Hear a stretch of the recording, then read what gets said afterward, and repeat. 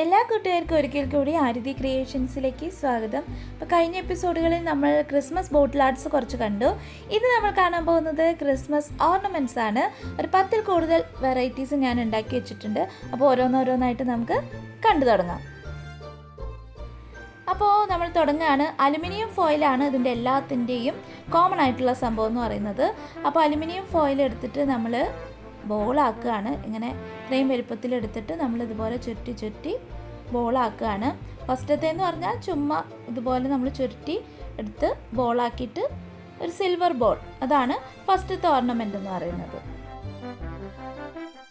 അപ്പോൾ നമ്മൾ aluminium foil ഇതുപോലെ നല്ല ബോളാക്കി എടുത്തിട്ടുണ്ട്. ഇതുപോലെ കുറച്ച് ഞാൻ ബോൾസ് ഉണ്ടാക്കി എടുത്തിട്ടുണ്ട്. അപ്പോൾ നമ്മുടെ ആദ്യത്തെ ഓർണമെൻ്റ് എന്ന് പറയുന്നത് ഒരു സിമ്പിൾ സംഭവമാണ്.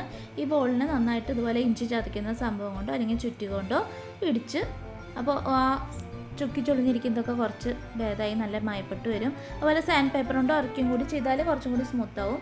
ആ വിട്ടിരിക്കുന്ന ഭാഗം ഗ്ലൂ കൊണ്ട് ഒട്ടിച്ച് കൊടുത്ത് അവിടെ ഒരു റിബണോ ഒരു ഹാങ്ങിങ് ചെയ്യാനുള്ളത് ഒട്ടിച്ച് കൊടുത്താൽ ഫിനിഷ്. ഇതാണ് നമ്മുടെ ഫസ്റ്റത്തെ സിൽവർ ഓർണമെൻ്റ് എന്ന് പറയുന്നത്, സിൽവർ ബോൾ. അപ്പോൾ ആദ്യത്തേന് നമ്മളൊരു വലിയൊരു ഐറ്റായിട്ട് തന്നെ എടുക്കുന്നില്ല, എന്നാലും ഏറ്റവും സിമ്പിളായിട്ടുള്ളൊരു സംഭവം കാണിച്ചു തന്നാണ്.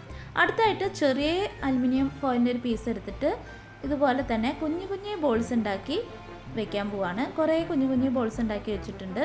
ഇനി നമ്മുടെ അലുമിനിയം ഫോയിൽ കൊണ്ട് ഉണ്ടാക്കിയ ആ വലിയ ബോളിൻ്റെ മേലെ ഈ കുഞ്ഞു കുഞ്ഞു ബോൾസ് ഓരോന്നായിട്ട് ഫുള്ളായിട്ട് നമ്മൾ ഇങ്ങനെ ഒട്ടിച്ച് എടുക്കാൻ പോവാണ്.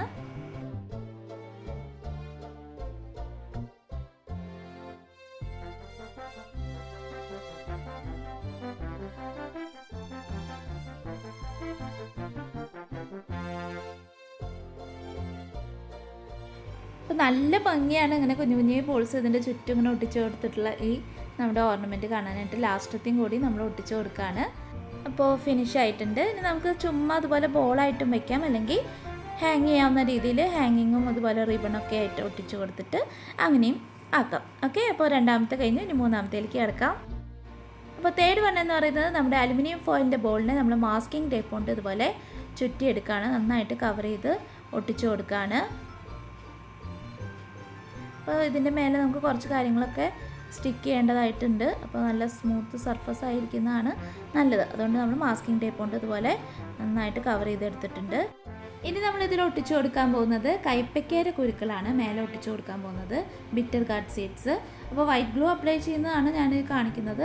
പക്ഷേ ഗ്ലൂ ഗണ്ണാണ് കേട്ടോ ബെറ്റർ, കാരണം വൈറ്റ് ഗ്ലൂ ഒട്ടി വരാനായിട്ട് കുറച്ച് ബുദ്ധിമുട്ടും. ഗ്ലൂ ഗണ്ണാകുമ്പോൾ പെട്ടെന്ന് ഒട്ടി നമുക്ക് കാര്യം വേഗം ഫിനിഷ് ചെയ്യാൻ പറ്റും. അപ്പോൾ ചുറ്റും ഞാനിതുപോലെ ഒട്ടിച്ചെടുക്കാൻ പോവാണ്. രണ്ടെണ്ണം ഇതുപോലെ ചെയ്തെടുത്തിട്ടുണ്ട്. അപ്പോൾ ഒരെണ്ണത്തിന് ഞാൻ റെഡ് കളർ കൊടുത്തു, ആദ്യം യെല്ലോ ആയിരുന്നു, പിന്നെ ഒരെണ്ണത്തിന് ബ്ലൂ കളറും കൊടുത്തു. ഓക്കെ, അപ്പോൾ രണ്ടിലും ഇതുപോലെ കളർ ചെയ്തെടുത്തിട്ടുണ്ട്. ഇനി നമുക്ക് അടുത്ത് ചെയ്യാൻ പോകുന്നത് ചെറുപയറിനെ കുഞ്ഞ് ഒരു അലുമിനിയം ഫോയിലിൻ്റെ പീസ് കൊണ്ട് ഇതുപോലെ പൊതിഞ്ഞെടുത്ത് വയ്ക്കുകയാണ് കേട്ടോ. ഇതുപോലെ കുറേ ചെറുപയറിനെ ഞാൻ പൊതിഞ്ഞെടുത്തിട്ടുണ്ട്. ചെറിയ മാലമുത്തുകളാണെങ്കിൽ അതാണ് നല്ലത്, ചെറുപയർ വെറുതെ വേസ്റ്റ് ആക്കണ്ട. എന്നിട്ട് നമ്മുടെ ഈ കൈപ്പയ്ക്ക് ഒട്ടിച്ച് കൊടുത്തതിൻ്റെ ഇടയിൽ കുറച്ച് കുഞ്ഞു കുഞ്ഞു ഗ്യാപ്പ് ഉണ്ട്, അവിടെയൊക്കെ നമ്മൾ ഈ പൊതിഞ്ഞെടുത്തത് അല്ലെങ്കിൽ കുഞ്ഞു കുഞ്ഞു മാലമണികളായാലും മതി, അത് ഇതുപോലെ നമുക്ക് ഒട്ടിച്ചു കൊടുക്കാം. അപ്പോൾ നമ്മൾ ചുറ്റും ഇതുപോലെ സ്റ്റിക്ക് ചെയ്തെടുത്തിട്ടുണ്ട് കേട്ടോ. ഇനി നമുക്ക് ഇതിനെ ഒരു റിബൺ കൊണ്ട് ഒരു ബോ ഉണ്ടാക്കിയിട്ട് അതും കൂടി സ്റ്റിക്ക് ചെയ്ത് കൊടുക്കാം. നമ്മൾ നേരത്തെ കണ്ടിരുന്നു, അതിൽ എങ്ങനെയാണെന്ന് കാണിച്ചിരുന്നില്ല. ഇതുപോലെ നമുക്ക് ഈസി ആയിട്ടൊരു ബോ തയ്യാറാക്കി ഇതിൻ്റെ ഇവിടെ ഒരു വലിയ മാലമുത്തും ഒട്ടിച്ചു കൊടുത്തിട്ടുണ്ട്. അപ്പോൾ ഇത് പെട്ടെന്ന് തയ്യാറാക്കാൻ പറ്റുന്നൊരു റിബൺ കൊണ്ടുള്ള ബോ ആണ് കേട്ടോ. റെഡ് ആണെങ്കിൽ കൂടുതൽ നന്നായിരിക്കും. അപ്പോൾ അങ്ങനെ പാവയ്ക്ക കുരുക്കൾ കൊണ്ടുള്ള ഓർണമെൻറ്റ്സ്, 2 ടൈപ്പ് ഓർണമെൻറ്റ്സ് റെഡി ആയിട്ടുണ്ട്. ഇനി നാലാമത്തെ ടൈപ്പിലേക്ക് കിടക്കാം. നാലാമത്തെ ടൈപ്പ് എന്ന് പറയുന്നത് നമ്മൾ പുളിങ്കുരു യൂസ് ചെയ്തിട്ടാണ് ചെയ്യാൻ പോകുന്നത്. അപ്പോൾ ഞാൻ ഓൾറെഡി ഇത് വറുത്ത് വെച്ചിരുന്ന പുളിങ്കുരു ആണ്. പച്ച പുളിങ്കുരു ആണെങ്കിൽ ഏറ്റവും നല്ല ഷൈനിങ് ഉണ്ടാവും, നല്ല ബ്രൗൺ കളറായിരിക്കും. എന്തുതന്നെയായാലും ഞാനിപ്പോൾ എൻ്റെ കയ്യിലുള്ള പുളിങ്കുരു ഇതിലിങ്ങനെ ചുറ്റും സ്റ്റിക്ക് ചെയ്ത് കൊടുക്കുകയാണ്. റോസ്റ്റ് ചെയ്ത കാരണം ബ്ലാക്ക് ആയിട്ടിരിക്കുന്ന ആ ഷൈനിങ്ങും ഇല്ല. ഇനി ഇതിന് ഞാൻ നമ്മുടെ പേൾ മെറ്റാലിക് കളേഴ്സിൽ കോപ്പർ എടുത്തിട്ട്, കോപ്പറോ ബ്രൗൺസോ അല്ലെങ്കിൽ ഗോൾഡനോ നമുക്ക് ഇഷ്ടമുള്ളത്, ഞാനിപ്പോൾ കോപ്പറിൻ്റെ എടുത്തിട്ട് തേച്ച് കൊടുക്കുകയാണ് ഫിംഗർ ടിപ്പ് കൊണ്ട്. അപ്പോൾ ഇങ്ങനെ ഒരു ലുക്ക്. പിന്നെ ഞാൻ മാറ്റം വരുത്തിയത് ഇടയിലുള്ള ഗ്യാപ്പൊക്കെ ഞാൻ ഗ്ലൂ ഗണ്ണുകൊണ്ട് ഫില്ല് ചെയ്തിട്ട് അതിൻ്റെ മേലെ ഒന്നും കൂടി കോപ്പറിൻ്റെ കോട്ടിങ് കൊടുത്ത് പിന്നെ വാർണിഷ് അടിച്ചു. അതാണ് ഇപ്പോൾ ഈ കാണുന്ന ലുക്ക് എന്ന് പറയുന്നത്. അപ്പോൾ 4 കഴിഞ്ഞു. ഇനി 5-ാമത്തേക്ക് കിടക്കാം. 5-ാമത്തെ ഗ്രീൻ പീസ് കൊണ്ടുള്ളതാണ്. ഇതിന് ഞാൻ അധികം പ്രോത്സാഹിപ്പിക്കുന്നില്ല, കാരണം ഇതൊന്നും വേസ്റ്റ് മെറ്റീരിയൽ അല്ല. നമുക്ക് ഒരു കറി ഉണ്ടാക്കാനുള്ള അത്രയും ഗ്രീൻ പീസ് എടുത്തിട്ടാണ്. കാണാൻ നല്ല ഭംഗിയുണ്ടായിരുന്നു. ഗ്രീൻ പീസ് എടുത്ത് ഞാനിങ്ങനെ ചുറ്റും ഒട്ടിച്ചു കൊടുക്കുകയാണ്.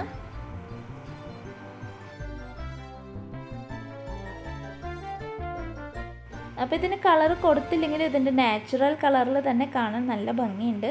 എന്നാലും ഇത് ഗ്രീൻ പീസാണെന്ന് ആർക്കും മനസ്സിലാവരുതല്ലോ. അതിന് വേണ്ടിയിട്ട് പല കളറും ഞാൻ ചെയ്ത് അവസാനം ഞാൻ ബ്ലാക്കിലേക്ക് വന്നു. ബ്ലാക്ക് ആകുമ്പോൾ തീരെ മനസ്സിലാവില്ല നമുക്കിത് ഗ്രീൻ പീസാണ്. അപ്പോൾ ബ്ലാക്ക് ആയിട്ട് ഇരിക്കുന്നത് കാണാൻ നല്ല ഭംഗിയുണ്ട്. അപ്പോൾ കുറച്ചും കൂടി ഒരു റിച്ച് ലുക്കിന് വേണ്ടിയിട്ട് നമ്മൾ ഗോൾഡൻ കളറ് ഫിംഗർ ടിപ്പ് കൊണ്ട് മേലെ ഇങ്ങനെ തേച്ച് കൊടുക്കുകയാണ്. അപ്പോൾ പുളിങ്കുരുവിൻ്റെ ആയാലും പിന്നെ ഗ്രീൻ പീസിൻ്റെ ആയാലും അത്യാവശ്യം വെയിറ്റ് ഉണ്ട് കേട്ടോ. അപ്പോൾ ഇത് ഹാങ് ചെയ്യാനല്ല, ചുമ്മാ ക്രിസ്മസ് ട്രീയിലൊക്കെ അടിയിലൊക്കെ ആയിട്ട് നമുക്ക് ഭംഗിക്ക് വേണ്ടിയിട്ട് വെക്കാം. ഓക്കെ, ഇനി അടുത്തേക്ക് കിടക്കാം. അപ്പോൾ ഇത് നമ്മൾ തയ്യാറാക്കുന്നത് മുട്ടയുടെ തോട് യൂസ് ചെയ്തിട്ടാണ്. എഗ് ഷെല്ല് ഇതുപോലെ പൊടിച്ച് നന്നായിട്ട് പൗഡറാക്കി നമുക്കിഷ്ടമുള്ള കളർ, ഞാനിപ്പോൾ പിങ്ക് കളറാക്കാനാണ്.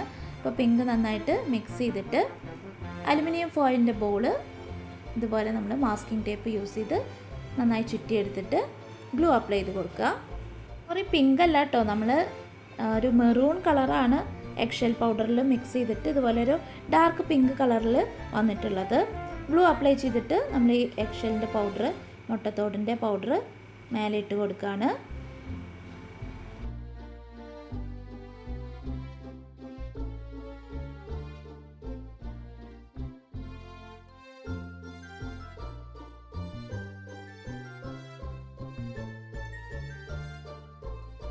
അപ്പോൾ നമ്മൾ ഫുള്ളായിട്ട് എഗ് ഷെൽ പൗഡർ, മുട്ടത്തോടിൻ്റെ പൗഡർ കവർ ചെയ്തെടുത്തിട്ടുണ്ട്. അടുത്തതായിട്ട് നമ്മൾ ഇതിലേക്ക് ഒട്ടിച്ചു കൊടുക്കാൻ പോകുന്നത് നമ്മുടെ മാല മുത്തുകളുണ്ടല്ലോ, പേൾസ് ഓരോന്നായിട്ട് അവിടെ ഇവിടെയായിട്ട്, നിറയെല്ല അവിടെ ഇവിടെയായിട്ട് ഒട്ടിച്ചു കൊടുത്തിട്ടുണ്ട്. പിന്നെ റിബണും ഹാങ്ങിങ്ങും ഒക്കെ സ്റ്റിക്ക് ചെയ്തെടുക്കുക. ഓക്കെ, ഇതാണ് നമ്മുടെ എഗ് ഷെൽ ഓർണമെൻറ്റ്. നെക്സ്റ്റ് സംഭവം എന്ന് പറയുന്നത് നമ്മൾ എഗ് ഷെൽ പൗഡർ ചെയ്ത പോലെ തന്നെ ഇതുപോലെ ഗ്ലൂ അപ്ലൈ ചെയ്ത് കൊടുത്തിട്ട് മേലെ ഇട്ട് കൊടുക്കാൻ പോകുന്നത് ഗ്ലിറ്റർ പൗഡറാണ്. ഇത് നമുക്ക് ആർട്ട് ആൻഡ് ക്രാഫ്റ്റിൻ്റെ ഒക്കെ ഷോപ്പിൽ നിന്ന് വാങ്ങിക്കാൻ കിട്ടുന്നതാണ്. പല കളറിൽ കിട്ടും. ഞാനിപ്പോൾ ഗോൾഡൻ കളറാണ് മേലെ ഇതുപോലെ അപ്ലൈ ചെയ്ത് കൊടുത്തിട്ടുള്ളത്. ഇതുപോലെ ഗോൾഡൻ കളറായിട്ട് മാത്രം, വേറെ ഒന്നും ഒട്ടിക്കാതെ തന്നെ നമുക്ക് ഹാങ് ചെയ്തിടാവുന്നതാണ്. ഞാനിപ്പോൾ ഫോം പേപ്പർ എന്ന് പറയും, ഗ്ലിറ്റർ പേപ്പർ, അതും അങ്ങനെയുള്ള ഷോപ്പിൽ നിന്ന് നമുക്ക് വാങ്ങിക്കാൻ കിട്ടും. ലീഫിൻ്റെ ഷേപ്പിൽ കട്ട് ചെയ്തിട്ട് സ്റ്റിക്ക് ചെയ്ത് കൊടുത്തിട്ടുണ്ട്. അതുപോലെ കുറച്ച് സ്റ്റോൺസ് ഇതുപോലെയുള്ള ഷോപ്പിൽ നിന്ന് കിട്ടുന്നത് തന്നെയാണ്. അതും അവിടെ ഇവിടെയൊക്കെ ആയിട്ട് സ്റ്റിക്ക് ചെയ്തെടുത്തിട്ടുണ്ട്. സംഭവം സിമ്പിളായിട്ടുള്ളൊരു സംഭവമാണ്. അപ്പോൾ ഇതാണ് നമ്മുടെ വേറൊരു ഐറ്റം എന്ന് പറയുന്നത്. ഇനി 8-ാമത്തെ ടൈപ്പിലേക്ക് കിടക്കാം. അപ്പോൾ അലുമിനിയം ഫോയിലിൻ്റെ ബോളിൻ്റെ മേലെ നമ്മൾ പിസ്ത ഷെൽസാണ് ഒട്ടിച്ചു കൊടുക്കാൻ പോകുന്നത്. ഇതും ഒരു വേസ്റ്റ് മെറ്റീരിയലാണ്. നമ്മൾ പിസ്ത കഴിച്ച് കഴിഞ്ഞാൽ കളയുന്ന സംഭവമാണ്. അപ്പോൾ അത് ഇങ്ങനെ സ്റ്റിക്ക് ചെയ്ത് കൊടുക്കുകയാണ് ചുറ്റും.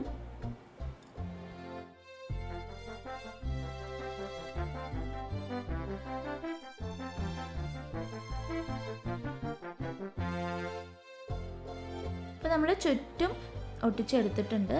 ഇനി നമുക്ക് ഇഷ്ടമുള്ള കളർ അടിച്ചു കൊടുക്കാം. ഞാനിപ്പോൾ ബ്ലൂ കളറാണ് അടിച്ചു കൊടുക്കുന്നത്, ലൈറ്റ് ബ്ലൂ.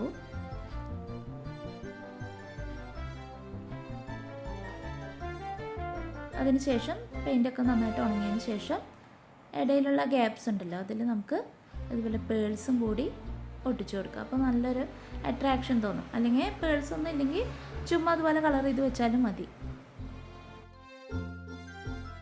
അങ്ങനെ മുത്തുകളൊക്കെ ഒട്ടിച്ച് വന്നപ്പോൾ നല്ല ലുക്കായി. പിന്നെ ഹാങ്ങിങ്ങും ബോയും കൂടി ഒട്ടിച്ചു കൊടുക്കുക. ഫിനിഷ്. 9-ാമത്തെ ടൈപ്പ് എന്ന് പറയുന്നത് ഒരു വേസ്റ്റ് മെറ്റീരിയൽ തന്നെയാണ്. ഈന്തപ്പഴത്തിൻ്റെ കുരുക്കൾ, ഡേറ്റ്സിൻ്റെ സീഡ്സ്. അത് നമ്മൾ വെറുതെ കളയുന്നതാണ്. നമുക്ക് ആദ്യം തന്നെ ഞാൻ കുറച്ച് പേൾസ് സെൻറ്ററിൽ ഇതുപോലെ ഒട്ടിച്ചു കൊടുത്തിരുന്നു. അതിൻ്റെ ചുറ്റുമായിട്ടാണ് ഇതുപോലെ ഈന്തപ്പഴത്തിൻ്റെ കുരുക്കൾ ഒട്ടിച്ചു കൊടുക്കുന്നത്. അപ്പോൾ ആ മുത്തുകൾ ഇത്തിരി വലിയ സൈസ് മുത്തുകളാണ് കേട്ടോ. അത് ഒട്ടിച്ചു കൊടുക്കുമ്പോൾ ഞാൻ ക്യാമറ ഓൺ ചെയ്തിരുന്നില്ല, അപ്പോൾ സോറി. അതിന് ശേഷമുള്ളതാണ് ഞാൻ കാണിക്കുന്നത്.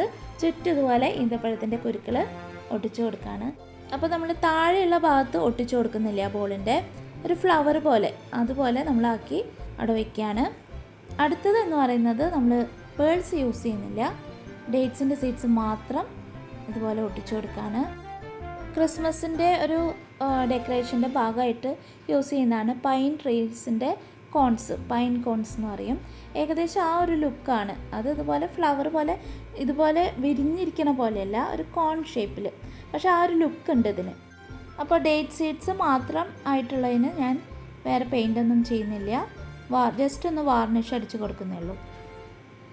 നമ്മൾ പേൾസ് യൂസ് ചെയ്തിട്ടുള്ളതിന് ബ്രൗൺ കളറ് അടിച്ചു കൊടുക്കുകയാണ്. അപ്പോൾ ഒന്ന് വാർണിഷും അടിച്ചു, ഒരെണ്ണം ബ്രൗൺ കളറും അടിച്ചു കൊടുത്തിട്ടുണ്ട്.